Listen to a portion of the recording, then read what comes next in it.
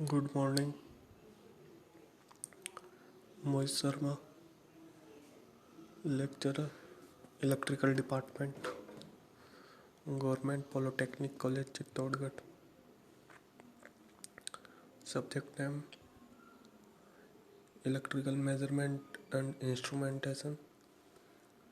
Subject code EE204। AC bridges के अंदर ही Maxwell inductance capacitance bridge discuss करेंगे। तो मैक्सवेल इंडक्टेंस कैपेसिटेंस ब्रिज में अपन क्या करते हैं, अननोन इंडक्टेंस की वैल्यू कैलकुलेट करते हैं।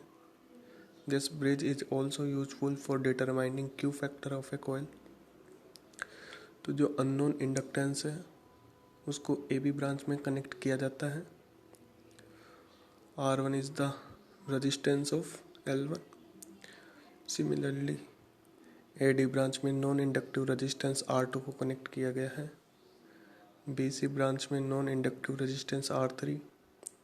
CD ब्रांच में R4 और C4 वेरिएबल रजिस्टर और वेरिएबल कैपेसिटर को पैरेलल में कनेक्ट किया गया है।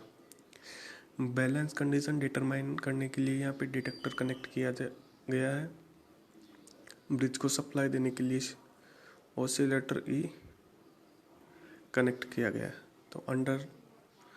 तो basically Maxwell inductance capacitance bridge है, मॉडिफाइड वर्जन है व्हीट स्टोन ब्रिज का।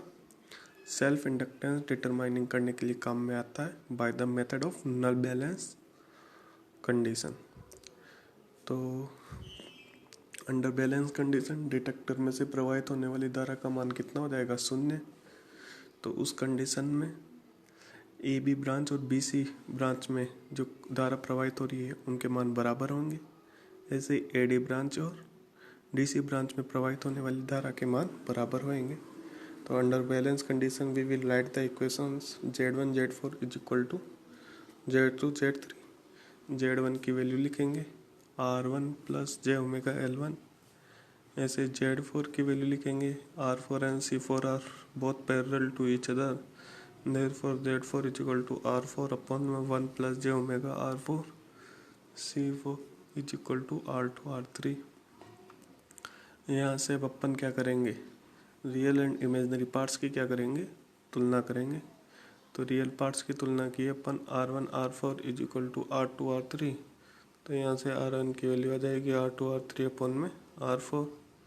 सिमिलरली इमेजिनरी पार्ट्स की तुलना करेंगे तो यहाँ से L1 की वैल्यू डिटरमाइन कर लेंगे, उसकी वैल्यू हो जाएगी R2 R3 C4।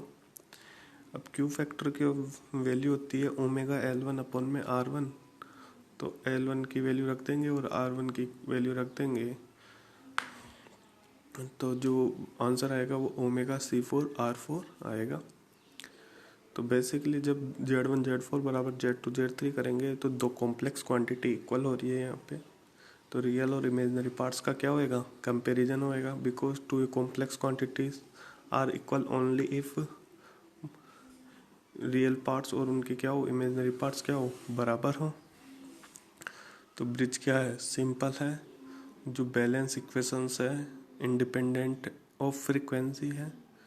अगर R4 और C4 को अपन वेरिएबल्स चूज करते हैं तो both equations R1 and L1 क्या होएगी, एक दूसरे से इंडिपेंडेंट होएगी।